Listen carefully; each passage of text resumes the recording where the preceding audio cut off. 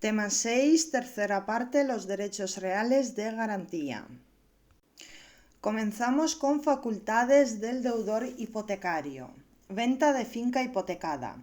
Es la relación por la que el deudor hipotecante transmite la propiedad de la finca hipotecada o el derecho que fuere objeto de la hipoteca al llamado tercer poseedor.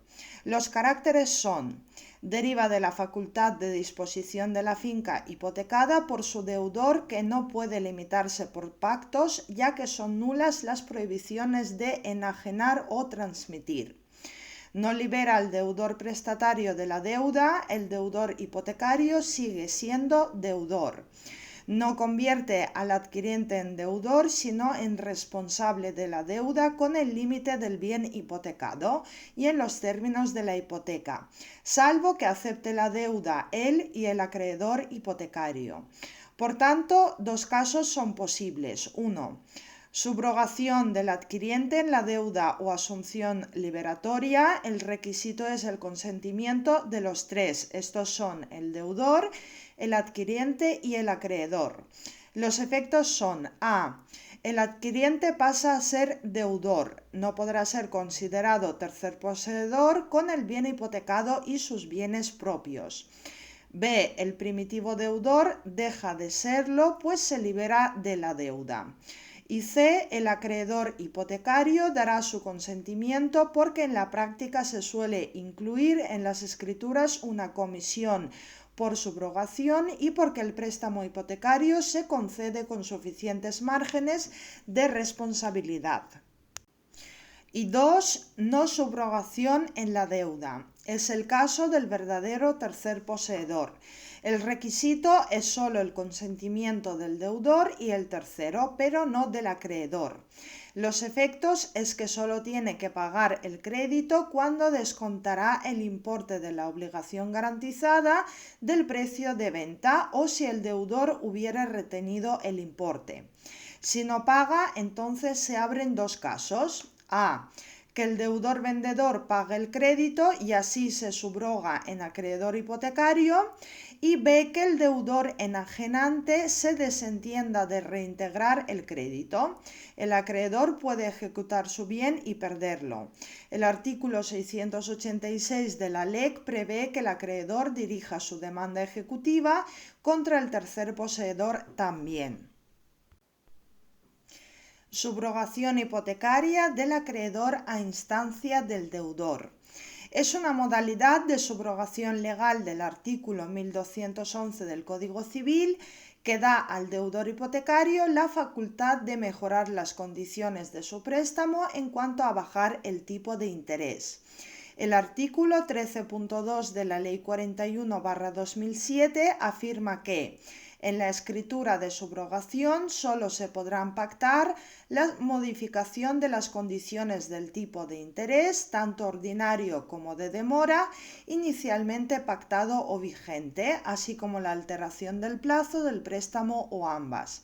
Especifica, pues, que cuando el prestamista sea alguna de las entidades del artículo 2 de la Ley 2/1981, esto es, los bancos y las entidades oficiales de crédito, si así lo especifican sus estatutos, las cajas de ahorro y las confederaciones española de caja de ahorros, las cooperativas de crédito y los establecimientos financieros.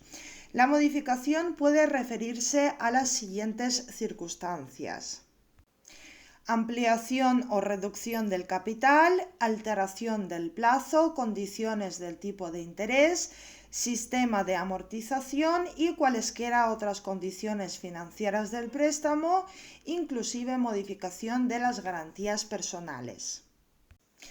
Ahora, con la LCCI, que es de aplicación a cualquier novación o subrogación que se produzca con posterioridad a la entrada en vigor de la norma de contratos celebrados con anterioridad, hay que tener en cuenta el artículo 14 de la LCCI, la distribución imperativa entre prestamista y prestatario de los gastos e impuestos que se generan en la perfección del contrato de préstamo, pues son los que deberán reintegrarse de forma proporcional en caso de subrogación al prestamista subrogado. El prestamista subrogado debe hacerse cargo de los gastos de gestoría y los aranceles notariales de la escritura del préstamo y de la inscripción de la garantía en el registro. Y por su parte, el prestatario solo pagará el impuesto de transmisiones patrimoniales y actos jurídicos documentados. Los requisitos son: A. Facultad que puede afectar a cualquier tipo de interés, ordinario o de demora. La LCCI reseña que es importante la subrogación y novación modificativa de préstamos cuya finalidad sea la modificación del tipo de interés variable a uno fijo. B. No es necesario el consentimiento del anterior acreedor. Y C. Subrogación en el lugar del acreedor del crédito originario siguiendo el siguiente proceso. 1. Oferta vinculante de las condiciones financieras del nuevo préstamo por la entidad dispuesta a subrogarse. 2. Aceptación de la oferta por el deudor que implica autorización para que la oferente la notifique a la entidad acreedora y la requiera en el plazo de 7 días naturales e improrrogables la certificación del importe del débito que ahora es obligatoria. 3. Durante 15 días naturales a la entrega de la certificación de la acreedora podrá ofrecer al deudor una modificación del préstamo en los términos que estime convenientes. 4. Pasado dicho plazo, sin haberse formalizado la novación modificativa, se puede otorgar escritura de subrogación, siempre que la entidad subrogada declare en la misma el haber pagado a la acreedora el capital pendiente e intereses y comisión de vengados y no satisfechos. No puede negarse la entidad acreedora a recibir el pago. Y 5. La discrepancia respecto a la cantidad debida no impide que la subrogación surta todos sus efectos y se resuelve judicialmente por el juez competente para entender de un procedimiento de ejecución. En caso de sustitución de un interés variable por uno fijo durante el resto de la vigencia del contrato, no habrá compensación si ya han transcurrido los 3 primeros años de vigencia del contrato. En los 3 primeros años de vigencia no puede superar la pérdida financiera que pudiera sufrir el prestamista con el límite del 0,15% del capital reembolsado anticipadamente. En cuanto al mantenimiento del rango hipotecario, salvo que la modificación del capital, la alteración del plazo, etc., impliquen un incremento de la cifra de responsabilidad hipotecaria o la ampliación del plazo del préstamo por este incremento o ampliación. Y pasamos a las facultades del acreedor hipotecario, comenzando por el poder de disposición sobre el crédito. Apartado 1. Cesión del crédito hipotecario. Es una forma de concreción del principio general de la transmisibilidad de los derechos de crédito, consagrado por el artículo 1112 del Código Civil en el ámbito de los créditos hipotecarios, que como tal da al acreedor la facultad de cederlo en todo o en parte, cumpliendo 2 requisitos. 1. Constancia en escritura pública y 2. Inscripción en el registro de la propiedad.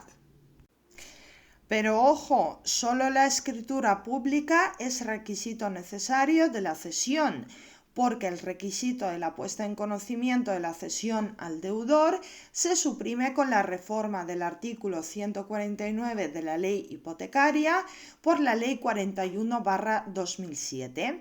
Aunque se mantiene en el artículo 242 del Reglamento Hipotecario y en el Código Civil de Cataluña.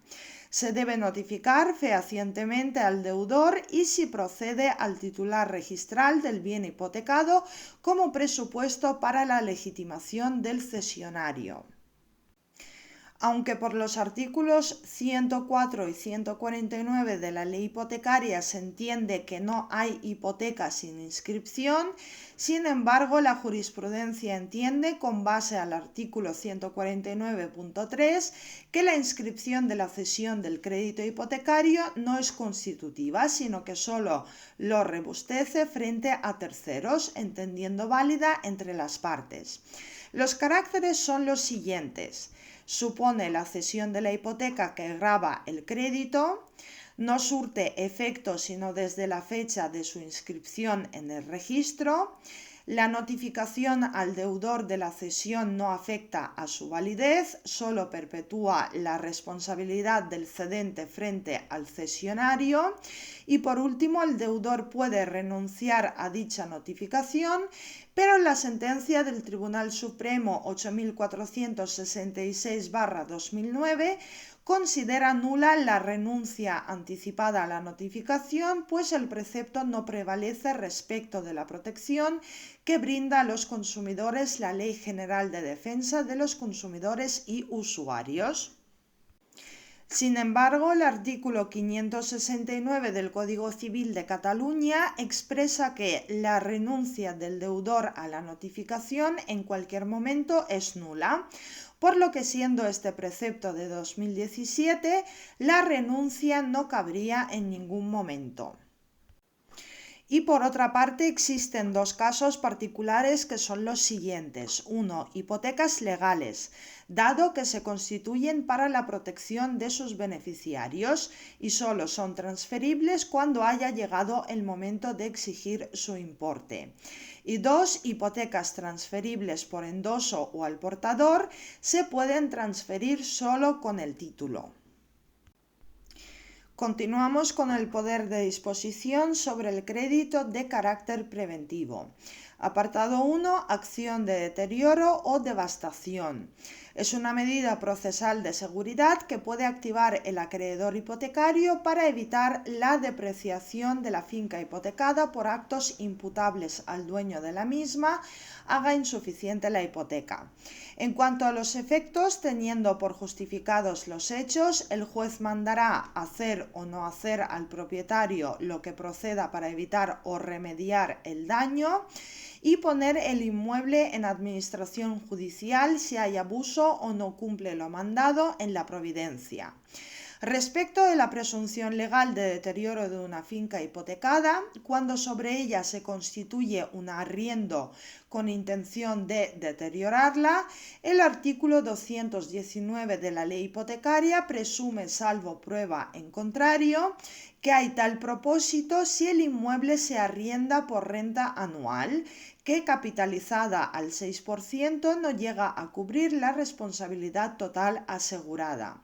El precepto no incluye aquel arriendo anterior a la hipoteca ni el que constituido con posterioridad que deviene antieconómico por circunstancias económicas, por ejemplo, por la inflación. Apartado 2. Subrogación real de las indemnizaciones. Es un efecto de la extensión natural de la hipoteca por el que las indemnizaciones debidas a siniestro o expropiación forzosa del inmueble hipotecado se entenderán hipotecadas o mejor afectadas al pago de crédito hipotecario. El problema es que no hay obligación de notificar la existencia de la hipoteca al solvens o aseguradora, pero si fuera notificada deberá depositar su importe en la forma que convengan los interesados o, en defecto de convenio, en la forma establecida en el artículo 1176 del Código Civil, esto es, ofrecimiento y, si negativa a admitirlo, la consignación. Apartado 3. Negociar el rango de la hipoteca, posposición de la hipoteca y permuta. El hecho de que la inscripción de la hipoteca sea constitutiva acciona el principio de prioridad registral que se resume en el axioma prior tempore potior iure, preferencia por el orden de llegada al registro. Ganado el rango hipotecario, este puede variar y por tanto perder la preferencia ganada. Veamos dos casos. El primero es posposición de una hipoteca a otra. La hipoteca de peor rango es antepuesta a la hipoteca inscrita antes, porque se inscribe después. Los requisitos son los siguientes: que el acreedor que deba posponer consienta la posposición expresamente, que quede determinada la responsabilidad máxima, esto es capital, intereses, costas y otros conceptos de la hipoteca futura y su duración, y que se inscriba la hipoteca futura en el plazo convenido, so pena de caducidad del derecho a posponer, derecho que se hace constar por la nota al margen de la inscripción de la hipoteca pospuesta, sin necesidad de nueva escritura. Extensión del precepto a la proposición de una condición resolutoria inscrita por la aplicación analógica con la posposición de la hipoteca. Y el segundo caso es la permuta. No está regulada en la legislación hipotecaria, pero es posible. Exige el consentimiento de los titulares intermedios que puedan verse perjudicados. Por ejemplo, cuando el acreedor hipotecario ve que se le coloca por delante una hipoteca que garantiza una cantidad mayor a la suya, por el cambio de rango de las hipotecas que se cambian o permutan. Pasamos a demandar el pago de la obligación asegurada por acción personal, que es el proceso declarativo a través del juicio ordinario. Es un juicio ordinario que llevará a una sentencia firme de condena al pago de la obligación principal asegurada, resolución que habría luego que ejecutar en los bienes del deudor, entre los que se incluye el mueble hipotecado. Por tanto, no se utiliza la hipoteca como título ejecutivo para que se realice o enajene el inmueble sin discutir la deuda, salvo lo que se dirá respecto de la posibilidad de discutir el carácter abusivo de una cláusula, sino que se utiliza la sentencia como título ejecutivo. Se ejecuta la sentencia en la ejecución dineraria. Veamos, pues, qué es la ejecución dineraria. 4 caracteres definen la ejecución dineraria. 1. Es una clase de ejecución forzosa. 2. Se llama ejecución dineraria pues se basa en un título ejecutivo del que resulta directa o indirectamente el deber de entregar una cantidad de dinero líquida, aunque pueda ser cantidad aproximada si hay interés variable o si incluyen los intereses de mora procesal. 3. Es un proceso que en el procedimiento de apremio, además de la subasta judicial, ofrece desde la Ley 2000 2 formas más de realización de los bienes embargados, por lo que la subasta judicial actúa en defecto de convenio de realización o la realización por medio de persona o entidad especializada. Y 4. Es un proceso ejecutivo que seguirá el acreedor hipotecario cuando actúe como tal. Esto es, cuando utilice la hipoteca como título para ejecutar. Tiene las siguientes especialidades. A. La del artículo 126 de la ley hipotecaria, que contempla el caso en que los bienes hipotecados perseguidos en juicio ejecutivo hubieran pasado a manos de un tercer poseedor. Se posibilita pedir el pago del crédito garantizado si el deudor no lo verifica después de requerido judicialmente o por notario al tercer poseedor, quien tiene 3 posibilidades. 1. Verificar el pago con los intereses conforme al artículo 114 de la ley hipotecaria. 2. Desamparar los bienes hipotecados. Se entiende que los bienes están en poder del deudor para que pueda dirigirse al procedimiento contra los mismos y por tanto que no asume responsabilidad personal alguna ni tiene que responder con sus bienes propios. Y 3. No hacer nada, esto es, ni verificar el pago ni desamparar los bienes hipotecados. Se hará responsable con los bienes propios, además de los hipotecados, de los intereses devengados desde el requerimiento y de las costas judiciales a que por su morosidad diere lugar.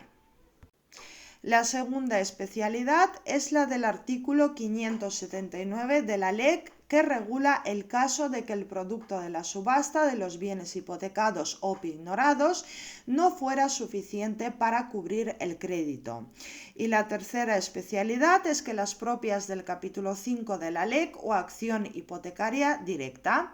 Está dedicado este capítulo a las particularidades tanto de la ejecución de bienes hipotecados como pignorados. Veamos ahora el íter procedimental. Se comienza por el despacho de ejecución. Esto es demanda ejecutiva con sus documentos que debe expresar la cantidad por la que se despacha la ejecución. Esto es principal más intereses ordinarios más intereses moratorios vencidos más intereses por demora y más costas de la ejecución. Auto de despacho de ejecución que contiene orden general de ejecución y despacha la misma. Entre las causas de oposición a la ejecución, la Ley 1/2013 introduce ex novo la séptima, relativa a que el título contenga cláusulas abusivas. Se tramitará por los artículos 558 hasta 560 y se resolverá por auto, que determinará las consecuencias de tal carácter, decretando bien la improcedencia de ejecución, bien despachando la misma sin aplicación de aquellas consideradas abusivas. Cabe contra dicho auto recurso de apelación que no suspenderá la ejecución si la resolución fuera desestimatoria de la oposición. Luego pasamos al requerimiento de pago. No es necesario si es una sentencia, pero sí es necesario en la acción directa. Seguimos con el embargo de bienes, que se recae el embargo sobre bienes inmuebles u otros derechos susceptibles de inscripción registral a instancia del ejecutante. El letrado de la Administración de Justicia librará mandamiento para que se haga anotación preventiva del embargo. En cuanto al procedimiento de apremio o de realización de los bienes embargados, se regulan 1. Las realizaciones especiales. A. Convenio de realización del bien apropiado por el letrado de Administración de Justicia.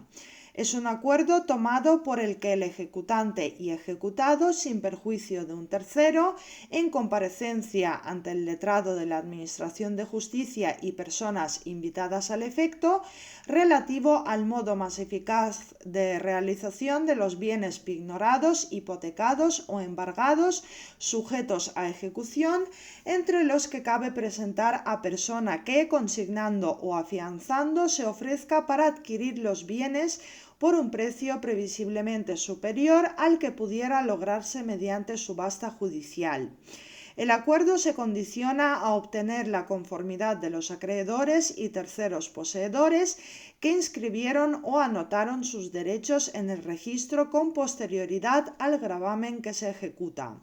Cumplido el acuerdo, se sobresee la ejecución y si no se cumple, el ejecutante puede pedir que se alce la suspensión de la ejecución y que se proceda a la subasta.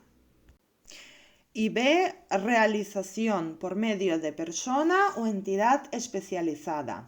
Se trata de encargar la enajenación del bien a persona o entidad especializada, pero la designa el ejecutante o el ejecutado con consentimiento de ejecutante, o el letrado de Administración de Justicia encargado de la ejecución con consentimiento del ejecutante si las características de los bienes o la posible disminución de su valor lo aconsejan. ¿A quién se designa? Pues a persona especializada por ser conocedora del mercado de compraventa de los bienes, que debe reunir los requisitos legalmente exigidos para operar en el mercado de que trate. Debe prestar caución. O a una entidad especializada, pública o privada, y se señala a este efecto los colegios de procuradores como entidades especializadas en la subasta de bienes. No tienen que prestar caución, al igual que las entidades públicas.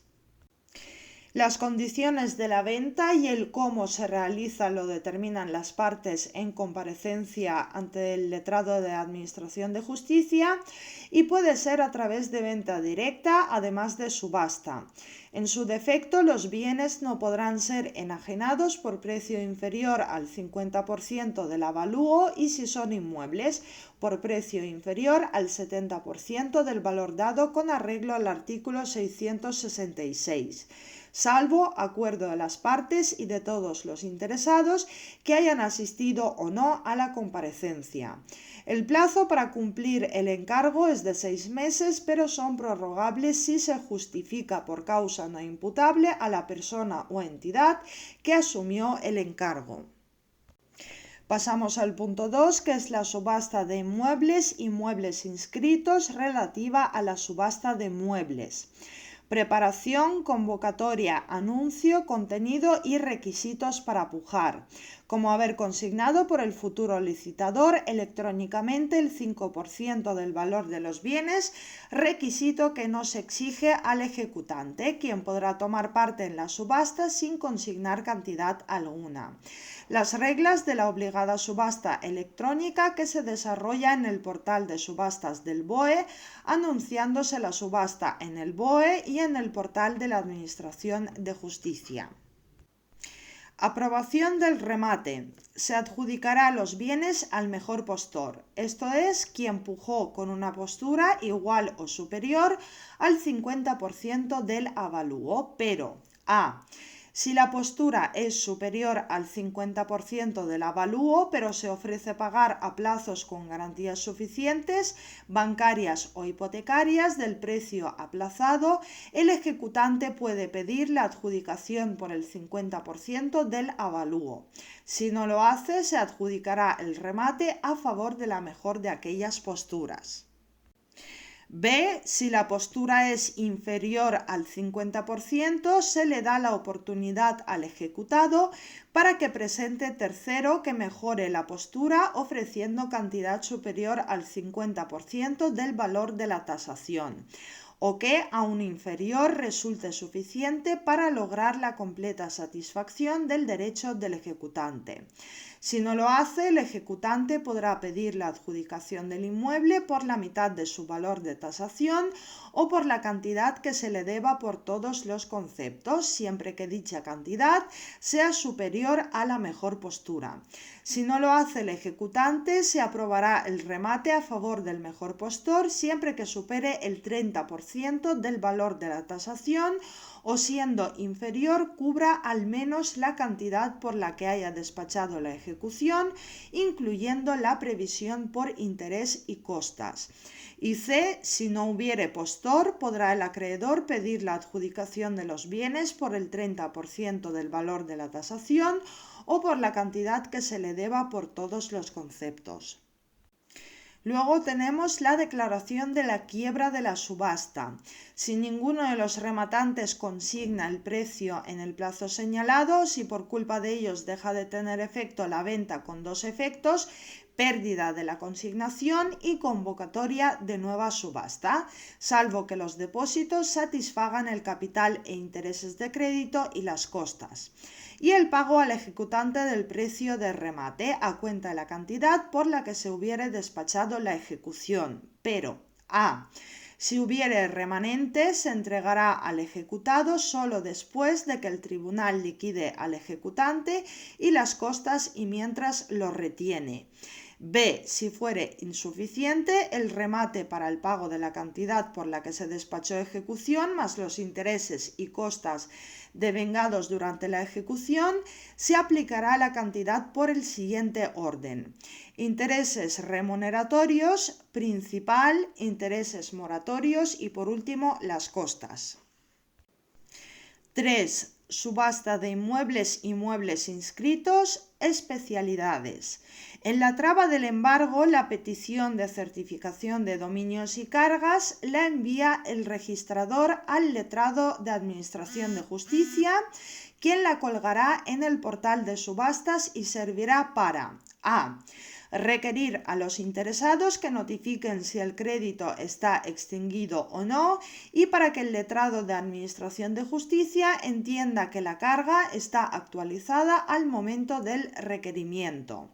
B. Comprobar si el bien está inscrito a nombre de persona distinta del ejecutado o tercer poseedor, pues solo se seguirá con el embargo si el tercer poseedor es heredero del que aparece como dueño en el registro o si se hubiere trovado embargo, teniendo en cuenta al tercer poseedor.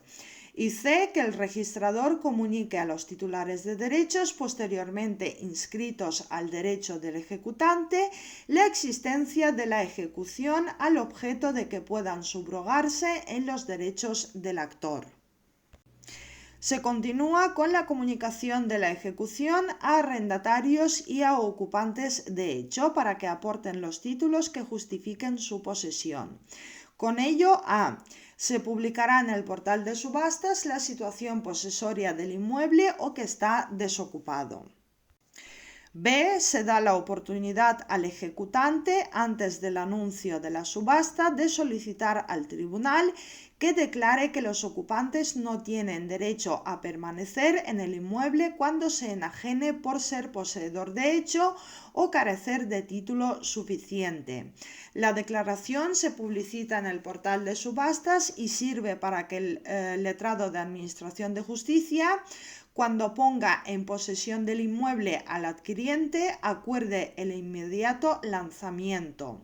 Si el ejecutante no solicitó la declaración de posesión ilegítima del inmueble, el adquiriente del inmueble podrá, cuando se le ponga en posesión, solicitar la ejecución del lanzamiento dentro de 1 año desde la adquisición del inmueble. Solo le quedará iniciar el procedimiento de desalojo. Por su parte, el tercer poseedor, después de la anotación del embargo, puede pedir que se le exhiban los autos en la oficina judicial y desde entonces se entenderán con él las actuaciones ulteriores. Y B. Pedir, antes de la aprobación del remate o la adjudicación al acreedor, liberar el bien satisfecho, lo que se deba al acreedor por principal, interés y costas que al día de la anotación del embargo existían. Se continúa con el requerimiento por el letrado de la Administración de Justicia al ejecutado para que presente la titulación de los bienes embargados por el ejecutado, o ante la no presentación o inexistencia de títulos, suplirlo o sacar a subasta el bien a instancia del acreedor sin suplencia de la falta de título. Valoración del inmueble para su subasta con la particularidad de que si el valor de las cargas iguala o excede el del valor determinado para el bien, el letrado de Administración de Justicia dejará en suspenso la ejecución. Se sigue con la convocatoria, anuncio y publicidad de la subasta, pero el portal de subastas se comunicará con el registro de la propiedad para que confeccione y expida una información registral electrónica referida a la finca subastada. B. En el portal de subastas se hará constar que todo licitador acepta como bastante la titulación existente o su inexistencia. En cuanto a las condiciones especiales de la subasta, como requisito para pujar, se tiene que haber consignado electrónicamente el 5% del valor de los bienes, pero por el mero hecho de participar en subasta se entiende que los postores aceptan como suficiente la titulación o su inexistencia. B. Se puede solicitar del tribunal inspeccionar el inmueble ejecutado y si colabora el ejecutado para el buen desarrollo de la subasta, puede solicitar y conceder el tribunal una reducción de la deuda de hasta un 2%. Se sigue con la aprobación del remate, si la mejor postura es igual o superior al 70% del valor por el que el bien hubiese salido a subasta, pero si la postura es superior al 70%, pero se ofrece pagar a plazos con garantías suficientes, bancarias o hipotecarias, el precio será aplazado, pues se le comunicará para que pueda pedir la adjudicación del inmueble por el 70% del valor de la salida. Si no lo hace, se aprueba el remate en favor del mejor en aquellas posturas. Y B. Si la postura es inferior al 70%, se le da la oportunidad al ejecutado para que presente un tercero que mejore la postura, ofreciendo cantidad superior al 70% del valor de la tasación, o que, aún inferior, resulte suficiente para lograr la completa satisfacción del derecho del ejecutante. Si no lo hace, el ejecutante podrá pedir la adjudicación del inmueble por el 70% del valor. Si no lo pide el ejecutante, se aprobará el remate a favor del mejor postor siempre que supere el 50% del valor de la tasación o siendo inferior, cubra al menos la cantidad por la que haya despachado ejecución, incluyendo la previsión de intereses y costas. Por su parte, en una subasta sin postor, el acreedor puede pedir a. Si el inmueble no es la vivienda habitual del deudor, la adjudicación del bien por el 50% del valor por el que el bien hubiere salido a subasta o por la cantidad que se le deba por todos los conceptos. Y b. Si el inmueble es la vivienda habitual del deudor, la adjudicación del bien por el 70% del valor por el que el bien hubiere salido a subasta, o si la cantidad que se le deba por todos los conceptos sea inferior a ese porcentaje, por el 60%. Si no pide el acreedor la adjudicación, el letrado de Administración de Justicia, a instancia del ejecutado, procederá al alzamiento del embargo. Y por último, sumas obtenidas en la subasta. El precio del remate se entregará al ejecutante a cuenta de la cantidad por la que se hubiese despachado la ejecución. Las consecuencias del remate son a. Aceptación de las cargas o gravámenes anteriores y subrogarse en la responsabilidad derivada de ellos. Y b. Obtención por el adquiriente del testimonio del derecho de adjudicación, que será título bastante para la inscripción de la adquisición en el registro de la propiedad. Mandamientos de cancelación de la anotación o inscripción del gravamen que originó el remate o la adjudicación y de cancelación de las inscripciones o anotaciones, y de que ambos se remitan electrónicamente al registro de la propiedad correspondiente. El remanente se retiene para el pago de quienes tengan derecho inscrito o anotado con posterioridad al del ejecutante, y el sobrante se entrega al ejecutado o al tercer poseedor.